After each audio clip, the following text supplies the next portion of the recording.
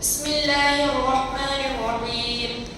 عشرۂ ذی الحجہ کی فضیلت و حرمت۔ جس طرح اللہ تعالیٰ نے ہفتہ کے 7 دنوں میں جمعہ کو اور سال کے 12 مہینوں میں سے رمضان المبارک کو اور پھر رمضان المبارک کے 3 عشروں میں سے عشرۂ اخیر کو خاص فضیلت بخشی ہے، اسی طرح ذی الحجہ کے پہلے عشرے کو بھی فضل و رحمت کا عشرہ قرار دیا ہے اور اسی لیے حج بھی انہی ایام میں رکھا گیا ہے۔ بہرحال یہ رحمت خداوندی کا خاص عشرہ ہے۔ ان دنوں میں بندے کا ہر نیک عمل اللہ تعالیٰ کو بہت محبوب ہے اور اس کی بڑی قیمت ہے۔ عن ابن عباس رضی اللہ عنہما قال قال رسول اللہ صلی اللہ علیہ وسلم ما من ایام العمل الصالح فیہن احب الی اللہ من هذه الایام العشرہ۔ ترجمہ: حضرت ابن عباس رضی اللہ عنہما سے روایت ہے کہ رسول اللہ صلی اللہ علیہ وسلم نے فرمایا، اللہ تعالیٰ کو عمل صالح جتنا ان 10 دنوں میں محبوب ہے اتنا کسی دوسرے دن میں نہیں۔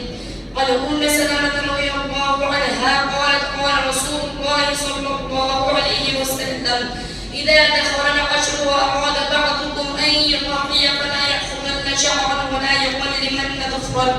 ترجمہ: ام المؤمنین حضرت ام سلمہ رضی اللہ عنہا سے روایت ہے کہ رسول اللہ صلی اللہ علیہ وسلم نے فرمایا، جب ذی الحجہ کا پہلا عشرہ شروع ہو جائے یعنی ذی الحجہ کا چاند دیکھ لیا جائے اور تم میں سے کسی کا ارادہ قربانی کا ہو تو اس کو چاہیے کہ اب قربانی کرنے تک اپنے بال یا ناخن بالکل نہ تراشے۔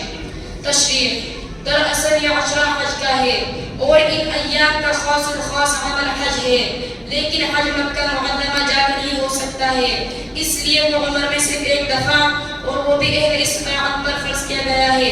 اس کی خاص برکات وہی بندے حاصل کر سکتے ہیں جو وہاں حاضر ہو کر حج کریں، لیکن اللہ تعالیٰ نے اپنی رحمت سے سارے اہل ایمان کو اس کا موقع دیا ہے کہ جب حج کے یہ ایام آئیں تو وہ اپنی اپنی جگہ رہتے ہوئے بھی حج اور حجاج سے ایک نسبت پیدا کر لیں اور ان کے کچھ اعمال میں شریک ہو جائیں۔